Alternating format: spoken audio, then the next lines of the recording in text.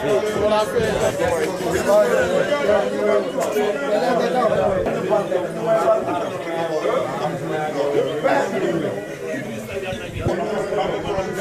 je suis pas fatigué. Voilà, vous rêvez pas. Vidéo. Jaraaf Sénégal. RTS. Yàlla mën na lu ne. Loolu rek laa wax. Il faut gars yi gaaw parce que batterie elles ont fonctionné. Mais où est le trophée là? Ils sont en train de faire les photos individuelles chacun pour le titre de la CAF. T'inquiète, tu seras à Dakar. Risa, ça va, tu vas bien?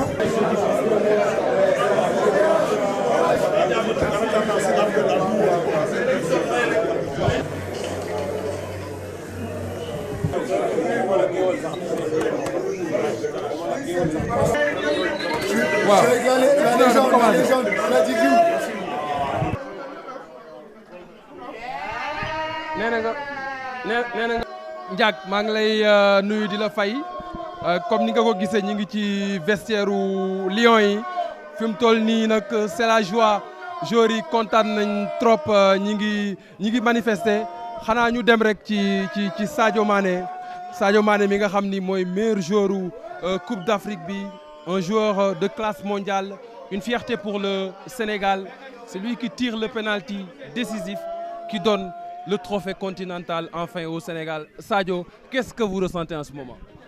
Sentiment de fierté et de bonheur. C'est le plus beau jour de ma vie. C'est comme si je vis un rêve. J'arrive même pas à croire qu'on a gagné ce trophée. Mais en tout cas, je remercie tout le peuple sénégalais, ma famille, mes amis, le staff, l'équipe tout entière. Je pense que ça a été difficile, mais on l'a fait. Qu'est-ce que tu as ressenti au moment de tirer ce dernier penalty? Avant d'aller tirer le penalty, j'ai demandé à tous mes coéquipiers de me mettre béni. Et tout le monde était tellement excité pour moi, ils étaient tellement contents quand j'allais tirer parce que ils me connaissaient tous parce que je m'entraînais à l'entraînement tout le temps, je marquais. Quand j'ai raté, ils n'avaient pas douté. Et quand j'ai repris le penalty, ils étaient tellement confiants, ils savaient que j'allais marquer. Sadio ci wolof lan nga ressentir fi mu ne nii ginnaaw bi Sénégal gagné li nga xam ni mooy Coupe d'Afrique. Non man moom ba léegi mënu ma ko gëm parce que lii sama rêve la woon bi ma nekkee xale jooy naa ndax équipe nationale bi parce que su ma seetaan équipe nationale ñu gagné ko dama doon jooy te mun naa ne c'est le plus beau jour de ma vie maa ngi fàttaliku mun naa ne coupe yi ma gagné yëpp bii moo ma si gën 10 000 fois te maa ngi sant yàlla bu baax di sant sénégalais yëpp ak staff bi équipe bi yëpp ak sama famille ñëpp. ne nii waa Bambali ñu ngi lay seetaan sénégalais yëpp ñu ngi lay seetaan ñi ne ci diaspora bi ñu ngi lay seetaan en soose lan ngay wax tey. mbe Bambali ngol be kontono be Casamance ngol be kontono mba fale ko ngalla duwa jeli mbal tentulo mbal jayla ante malum be mum fon fala bar ngal be tentu ngal jay. Félicitations à Sadio Mané. À ses côtés, Nampalys Mendy qui a été lui aussi immense pendant cette Coupe d'Afrique des Nations. Quelles sont vos sensations en ce moment, Nampalys? Franchement, c'est difficile de décrire ce que je ressens aujourd'hui. C'est l'énorme fierté, beaucoup de joie et ouais, on l'a fait pour le peuple sénégalais ce soir et pour nous-mêmes aussi. Dès le début de cette CAN, avant même que la CAN commence, on savait qu'on avait les qualités et les capacités pour remporter cette compétition. Aujourd'hui, on a fait quelque chose de grand et c'est génial. Qu'est-ce que ce trophée représente dans votre carrière? Papi, tu réponds, t'es champion d'Afrique, mon frère. Il représente beaucoup de choses, hein. Il représente tout. Je pense que c'est la plus belle chose de toute ma carrière. J'avais jamais connu ça et c'est un jour que j'espère que j'ai pas envie que ça s'arrête. Donc voilà, très très fier de tout le monde, de tout un groupe. On a été une vraie famille. Tout le monde a été uni, soudé et je pense que ça s'est vu sur le terrain. Félicitations à vous, Nampalys Mendy. Nous sommes avec Moustapha Nam. Moustapha, vous êtes champion d'Afrique. J'imagine que c'est une grosse fierté. Champion d'Afrique. Voilà. On a vu vos larmes de joie. Non mais larmes de joie. Et tout le monde a pleuré au Sénégal. Beaucoup en tout cas ont pleuré. Billaay dañ ko waxante woon bu match bi jeexee dañuy jooy mais jooyu mbégte. waaw vestiaire yi xumb na ñu profité ci avec Pape Abou Cissé.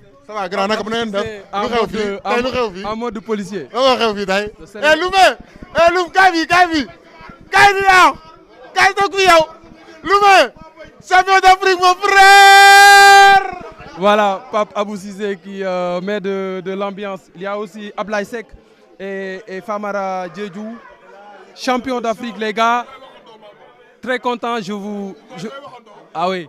Lan nga yéeg fi mu ne nii Ablaye. ah lan nga yéeg fi mu oh grand fu mu toll nii li ma yëg damaa kontaan ba mënu ma wax ba Serigne Touba mënu ma wax sax billaahi yoon bi voilà ku nekk mu ngi doon xaar coupe Sénégal di xaar coupe Sénégal tey jii suñu borom tey la ko dogaloon loo gis lu nekk rek dafa am heure ak appam te yàlla mën na lu nekk yàlla def na ko tey. na Sénégal yëpp bëggee sant rek ba Serigne Touba di sant suñu borom rek amuñ dara dul def li koy sant ko du ñun moom la waaw ñoo ko raag nag mais moom la mooy lépp.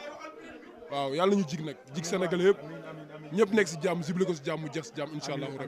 Félicitations. Vous êtes avec Famara Diédhiou, lui aussi auteur d'une bonne CAN. Famara, qu'est-ce que vous ressentez en ce moment?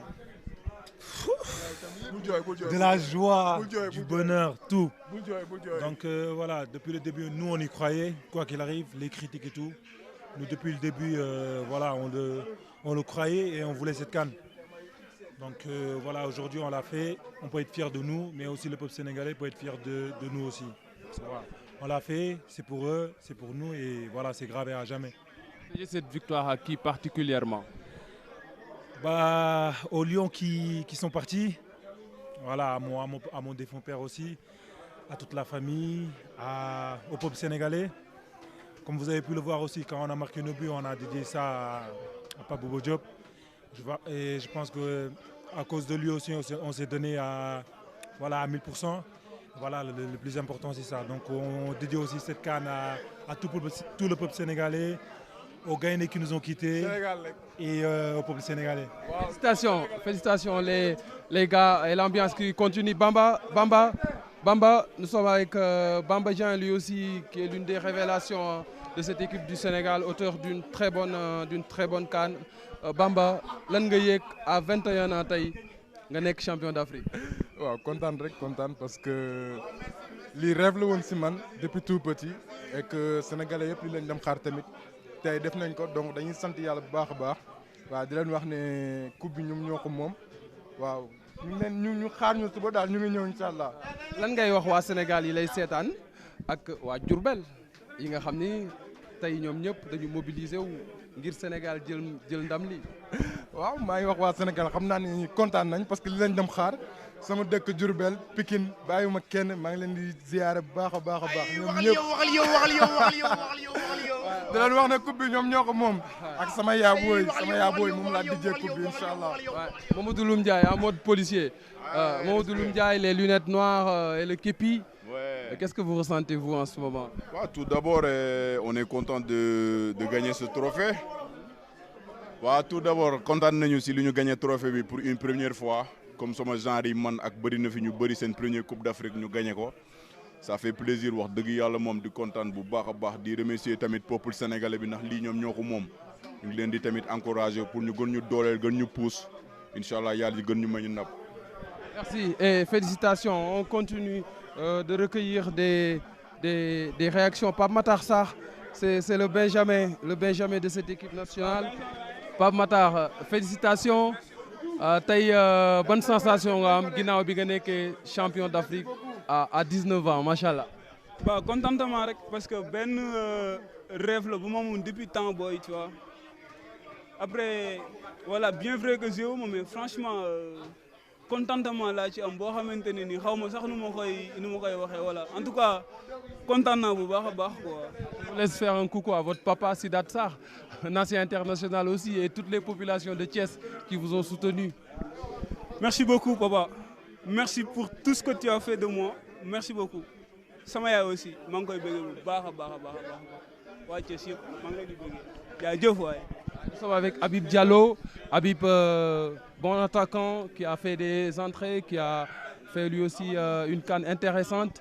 Habib, champion d'Afrique nga tey lan lay représenter ci sa carrière trophée bi nga gagné. waaw benn kii la boo xamante ne bañ koy wër ça fait trop longtemps même ñoom El Hadj ñoom jaar nañ ci kii nañ ko ba sonn mosuñu koo am yàlla nag tey la ko dogal duñ ci am lu dul contentement bégte ak xam nga rek fête bi ñu feete ko avec tous les Sénégalais donc fi mu nekk dañoo yaa xam sax dem Sénégal loolu la ñu wax dama yuuxu ba sama baat bi dee mooy loolu. Comme tous les Sénégalais d'ailleurs nous sommes avec Pape Gueye. Pape Gueye qui a joué cette finale. Pape, vous êtes champion d'Afrique, vous êtes avec Fodé Ballo-Touré. C'est un moment inoubliable dans une carrière.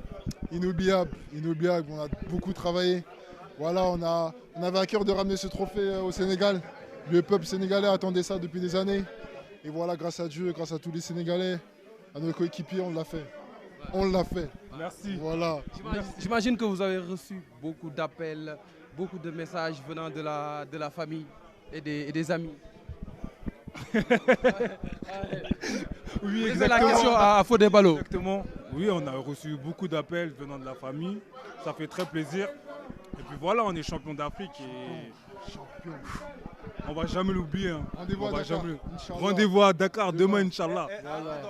C'est pour la postérité. Nous sommes avec aussi Joseph Lopi. Lopi, vous êtes champion d'Afrique. Quel bonheur! Je crois qu'on va inventer un autre mot. Bonheur, c'est faible. C'est au-delà. Non, c'est un truc de fou. Je pense que là, on est entre nous, on ne voit pas le peuple sénégalais, donc on ne réalise pas. Je pense que demain, quand on va descendre au Sénégal, juste les images que j'ai vues quand on a gagné un quart en demi, c'était un truc de fou. Donc je pense que demain, ça va être... je peux même pas imaginer, donc il faut être là demain pour le vivre. Ces scènes de liesse à Dakar vous donnent des frissons? Non, c'est sûr. Après, moi, je vais avouer quelque chose. Je ne regardais pas forcément tout parce que voilà, j'avais peur un petit peu de mettre des émotions dedans, d'être détaché un petit peu pour pouvoir jouer les matchs comme il se faut. Maintenant, on est champion d'Afrique. On va communier avec notre peuple et tous les supporters qui nous ont supportés jusqu'au bout. Félicitations. On voit Mamadou Niang, l'un des attaquants vedettes qui ont marqué cette équipe nationale du Sénégal. Mamadou Niang, vos jeunes frères ont pris une revanche. Vous avez joué une demi-finale de Cannes en 2006 avec l'Égypte. Vous étiez même buteur. Qu'est-ce que cette coupe remportée par le Sénégal représente pour vous? Elle représente beaucoup. Elle représente beaucoup pour tout le monde, hein, pour tout le peuple sénégalais, pour tous les Sénégalais du monde entier. Vous savez que cette génération était capable de le faire. Parce que s'il y a bien une génération qui était capable de le faire, c'est bien celle-là. Parce qu'ils ont essuyé beaucoup de critiques pendant pas mal de temps, mais ils sont toujours restés soudés. Ils ont cru à leur plan, à leur marche. Et aujourd'hui, ils ont fait une CAN qui est cohérente, ils sont montés en puissance petit à petit. Et sur cette finale, on domine largement le match, on domine largement les débats.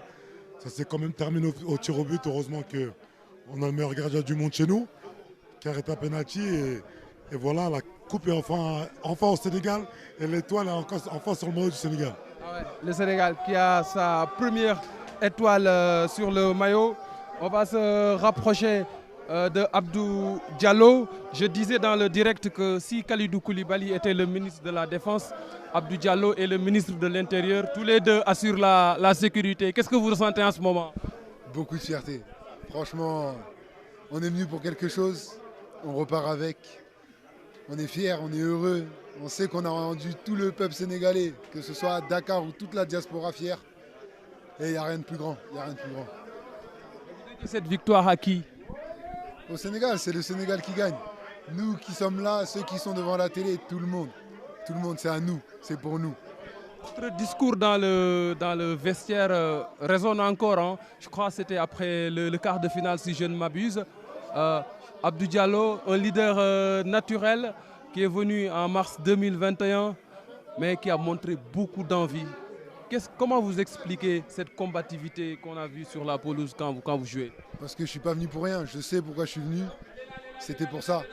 J'étais prêt à tout donner. Je vous dis la vérité. J'étais prêt à tout donner. Et on a eu ce qu'on voulait. Donc non, vraiment trop content. Trop content. Félicitations. Pape Bouna Thiam, celui que je surnomme l'homme à la belle talonnade. On se souvient de sa talonnade contre la Suède en quart de finale de la Coupe du Monde en 2002. Pape, j'imagine que vous aussi, vous êtes hyper content après le sacre du Sénégal. Je suis plus que content, je pense. On ne peut même pas mesurer comment on est heureux. Franchement, je suis fier de nos petits frères. et fier de toute l'équipe, le staff, tout le monde. Je suis vraiment content pour eux et content pour le pays qui attendait tant d'années ce sacré. Mais ils l'ont fait. Bravo, bravo, il faut leur dire bravo. Et surtout, nous donnons importance. Surtout, c'est très important. Il y a le Coupe du Sénégal. Merci à vous. On va continuer la série de réactions avec Alsan. Alsan, qu'est-ce que vous ressentez? J'imagine beaucoup de joie ce soir. Je suis désolé, j'ai plus de voix. Mais c'est une fierté incommensurable. C'est-à-dire, on est tellement fiers de ces gamins-là. Ils nous ont donné un tel bonheur. Donc aujourd'hui, on est fiers d'être Sénégalais. Ils ont essuyé nos larmes il y a 20 ans contre le Cameroun. On vient ici au Cameroun, on prend la coupe, notre première étoile. Donc ces gamins-là, on va prier pour eux. C'est nos héros, c'est nos petits frères, on est fiers d'eux. Avec la manière, contre une équipe redoutable d'Égypte. Vraiment, on félicite tout le staff. On est très fiers d'Aliou Cissé, très content. Parce que on voit qu'il s'est bonifié, on voit qu'il a progressé en tant qu'entraîneur. Et aujourd'hui, ça a porté ses fruits. Donc tout le staff, les joueurs, le président de la République qui a misé, qui a mis un gros budget pour cette campagne. Et aujourd'hui, il a gagné. Donc on les félicite aussi d'avoir mis ces jours-là dans de très bonnes conditions. On félicite tout le Sénégal. On a vu les images. Donc on va faire notre retour, Inch'Allah. Et cette fois-ci, ce sera avec un bonheur, ce sera avec de la joie. Donc merci beaucoup. Alassane Ndour qui a perdu la voix. On est avec Idrissa Gana Gueye, l'un des cadres du vestiaire, 4 phases finales de Cannes. Mais celle de 2022 a été la bonne enfin. Enfin, alhamdulillah, sant yàlla bu baax. Affaire yi metti woon na mais voilà, on a toujours gëm suñu bopp, liggéey, waxtaan suñu biir, doon ay frères. Metti woon na trop mais dañuy sant yàlla bu baax parce que lii rek lañ doon xaar si suñu carrière. Li dara gënu ko neex quoi, dara gënu ko neex parce que Sénégal dañ ko mérité, yàgg nañ xeex pour am trophée bi. 2002 gars yi perdre ko tir au but, 2022 ñu ñëw gagné ko tir au but au Cameroun. 2002 Cameroun lañ ko passé woon kon l'histoire était écrite quoi. Loolu lañ gëmoon suñu bopp, waxtaan suñu biir, liggéey. Di sant yàlla bu baax di remercier Sénégalais yi bu baax tamit di jot nañ message yi encouragement yi nga xamoon nañ ni mënoon nañ ko def ba léegi réaliser guñu quoi mais xam naa bu ñu ñëwee Sénégal lay dax incha allah rabbi di leen remercier bu baax tamit di nuyu waa Médina waa Cambérène waa Ouest Foire waa Wakam waa Sénégal bi yëpp waa Jàmbaar Sénégal bi yëpp ñu ngi leen di nuyu di leen bëggee en tout cas. Félicitations à vous. Et là, on est avec le meilleur gardien du monde, le meilleur gardien de la CAN décisif lors de l'épreuve fatidique des tirs au but. Edouard Mendy, une grosse fierté pour le pays. Edouard, ce soir, c'était votre 19e sélection. Et à l'issue de cette 19e sélection, vous êtes champion d'Afrique. Qu'est-ce que vous ressentez? Il n'y a même pas de mots pour décrire ce qu'on ressent, ce qu'on vit. Je suis tellement fier pour tous les Sénégalais, pour tous les joueurs ici, toutes les personnes autour de cette sélection, que ce soit les dirigeants, les kinés, les membres adjoints. Tout le monde a contribué à cette victoire et aujourd'hui on est récompensé, on est vraiment fiers. C'est quelque chose qu'on veut depuis des années, depuis des dizaines et des dizaines d'années. Avec cette génération, on avait à cœur d'écrire l'histoire. Aujourd'hui, on a écrit une des plus belles histoires du football sénégalais. Et avec cette génération, si Dieu le veut, on va continuer à l'écrire. Félicitations à vous, Edouard. Nous sommes avec Mamadou Diallo. Lui, il a joué la CAN 94 avec le Sénégal. Il était là depuis le début. Diallo, je sais que tu es content de la Coupe d'Afrique. non tey fierté lañ am sama xol dafa sedd trop surtout li ñu defal Sénégal parce que mun naa wax ne c'est un trophée boo xam ne pendant des années ñu ngi koy wut tey François Jules Bocandé jaar na fi Bruno Metsu jaar na fi Mansour Wade jaar na fi Pape Bouba Diop jaar na fi Joseph Koto bi dem aussi timit ñu war leen rendre hommage parce que ils sont tout fait pour l'équipe nationale donc aujourd'hui suñu petit frères yi bu ñu jëlee trophée bi nga xam ne ñun pendant des années génération bu ne jaar fi doon ko ut donc fierté lay doon si ñun donc franchement moi je suis très content et de plus j'ai beaucoup d'estime si ñoom parce que le respect ni ñu ëmbalee cër bi ñuy jox nit ñi dafa doy waar donc du ma woon betta si ñoom quand tu vois Sadio Mané dañuy wax lu bari quand tu vois Idriss dañuy wax lu bari quand tu vois Cheikhou Kouyaté dañuy wax de Famara Diédhiou ça veut dire dañu ay xale yoo xam ne yu neex a tette lañ parce que am nañ discipline am nañ respect xam nañ seen grand frère yi jox nañ leen cër mais lii rek lañ mënaloon Sénégal et aussi ñu remercier aussi le peuple sénégalais parce que le peuple sénégalais toog na di xaar di pendant des années ma leen di wax ne leen ñun nañuy boole xoli parce que boo xoolee Sénégal saa yu boolee xoli rek lu ñu bëgg a am dañuy dem jëli ji ko donc tey ku ne mun na mere sa morom ku ne mun nga def sa morom mais bu dara jotee ñu war ko ut nañu teg yëpp bokkandoo dem jël ko ba pare après ñu delluwaat si li ñu nekkaat et de plus di wax aussi tamit le président de la République dafa génnee ay moyens yu dul jeex bi ñu fay jege xam na li mu sas jour yi ak li mu wax jour yi tey ñun ñi nga xam ne on était en équipe nationale xool nañ équipe nationale avancement bi fa am parce que bu équipe nationale dem ba nga xam ne pour mu qualifier premier tour problème la wala pour mu dem qualifier quart de finale problème la tey ngay dem bay dem ay finale nañ ko sante yàlla sant aussi tamit suñu président bi nga xam ne moom moo fi nekk le président Macky Sall toppatoo ñu xool jour bu ne lan mooy cëram mu jox ko nous tout récemment lañ gagné Bitusoko mais il a pris un passeport diplomatique jox ma ordre de mérite kon loolu ñun amal mënatuñu ko fay donc maa ngi nuyu Sénégal yëpp c'est une fierté pour tout le monde liggéey bi nag anciens footballeurs anciens internationaux yëpp ñoo ko def aussi tamit tous les Sénégalais seen patient ak seen supporter ak bëgg équipe bi et merci à vous aussi à RTS parce que vous faites un travail extraordinaire. jërëjëf Mamadou Diallo mi nga xam ni joué na CAN 94 ak Sénégal ce soir c'est un moment historique nous avons en face de nous le premier ministre des Sports qui va brandir le trophée de la Coupe d'Afrique des Nations. Monsieur le ministre, qu'est-ce que vous ressentez en ce moment? Mais très fier de mon peuple, très fier des Sénégalais, fier de notre équipe nationale, de l'encadrement technique et de la fédération, des agents du ministère des Sports et de l'ensemble des sportifs sénégalais. J'avais dit en 2014, quand on m'a posé la question quel était ton rêve, remettre le trophée continental au chef de l'État faisait partie des plus grands rêves que j'avais. Ça vient de se réaliser au Cameroun. Et l'exception est qu'on n'a pas gagné que la coupe. On a gagné le trophée Fair Play, on a gagné le trophée meilleur joueur, le trophée meilleur gardien. Donc on a raflé tous les trophées qui étaient en jeu. Et ça, c'est extraordinaire. Je pense qu'on a été patient. On a su prendre des coups parce que tout le monde n'était pas gentil avec nous. J'avais toujours soutenu que la fédération était une fédération qui maîtrisait les compétitions internationales et qui faisait du bon travail.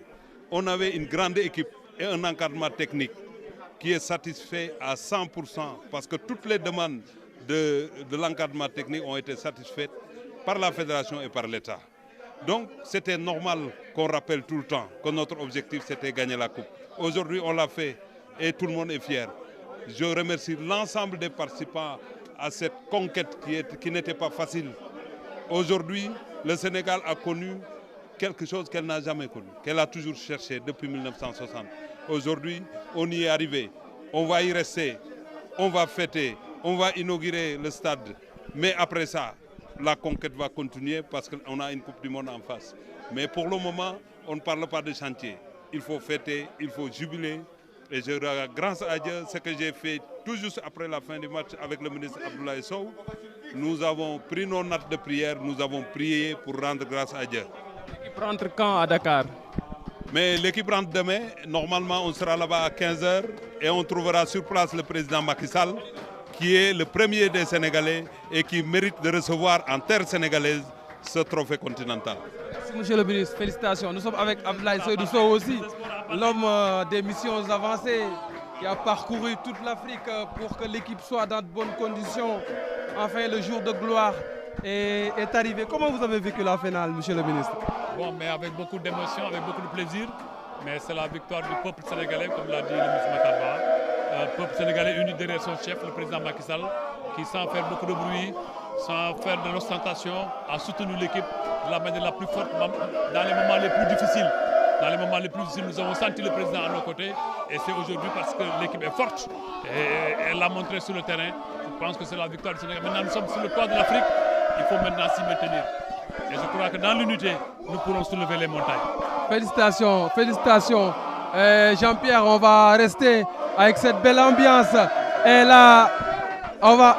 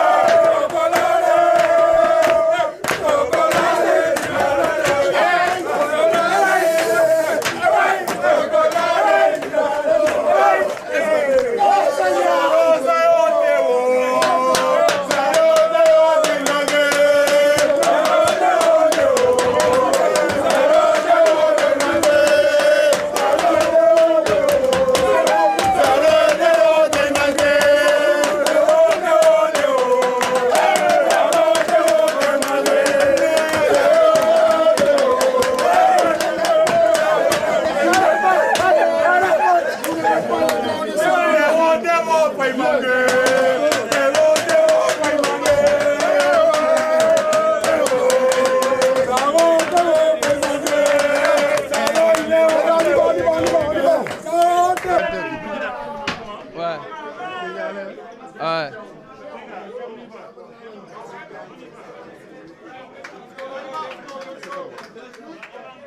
C'est bon. Et là, nous sommes avec le président de la Fédération sénégalaise de football. On est champion d'Afrique. Ah ouais. On est champion d'Afrique. Merci, président. Certainement le président de Fédé le plus heureux de la planète en ce moment. C'est vous qui réussissez à mettre une étoile sur le maillot du Sénégal. Le chemin a été long, mais ce soir c'est un jour de gloire pour notre football, pour notre pays. Oui, c'est un jour de gloire pour notre football, notre pays, notre peuple. Je voudrais parler justement collectif, comme on a joué collectif. Je pense qu'avant d'être la victoire d'Augustin Senghor, ou de Aliou Cissé, ou de Sadio Mané, ou de Koulibaly, ou d'un autre joueur, c'est d'abord une victoire du peuple sénégalais dans son ensemble.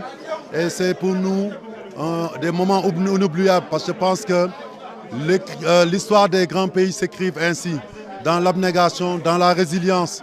Et j'ai l'habitude de dire que depuis 3 ans, notre source de motivation, c'était cette image des jeunes Sénégalais en 2019, quand nous sommes revenus perdants de la finale de la Coupe d'Afrique, qui nous disait un message fort, Amoul découragé. Et ça nous est resté dans la tête. Et c'est ça qu'on a apporté comme viatique pendant cette CAN-là, comme un leitmotiv pour nous motiver à chaque fois. Et aujourd'hui, on réussit ce que beaucoup de générations de Sénégalais ont essayé. Et il était entendu que c'est la somme de ces efforts-là qui devait être consacrée aujourd'hui ici au Cameroun et nulle part ailleurs, dans un pays de lions. Les lions sénégalais donc, ont marqué l'histoire et c'est important. Ça montre que dans le travail, et dans l'abnégation, mais surtout dans l'union des cœurs, parce que notre leitmotiv, c'était Manko Nuvuti Ndamli. Et le président y a ajouté Manko Indi Troubi. Et on a mis les deux dans un même panier pour les amener à Dakar.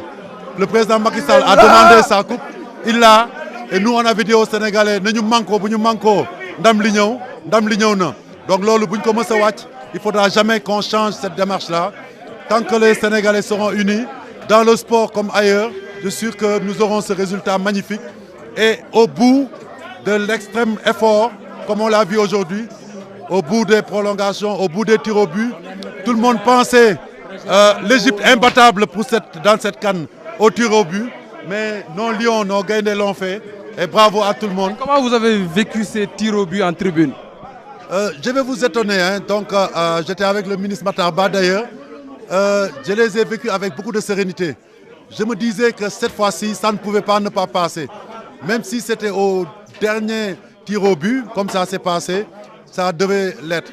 Et ensuite, sur cette compétition, j'ai vu un groupe de joueurs dégager une telle puissance mentale et collective, une telle unité, une telle solidarité, que je savais que même s'il fallait gagner à l'égyptienne, ils le feraient. Et aujourd'hui, c'est ce qu'ils ont fait. Ils ont montré aux Égyptiens qu'ils pouvaient jouer comme eux et ils leur ont montré aussi qu'ils pouvaient les battre à l'égyptienne. Et ça, c'est magnifique. Merci, Président. Félicitations, félicitations, félicitations. Nous sommes avec Ismaïla Sarr et Ibrahima Mbaye.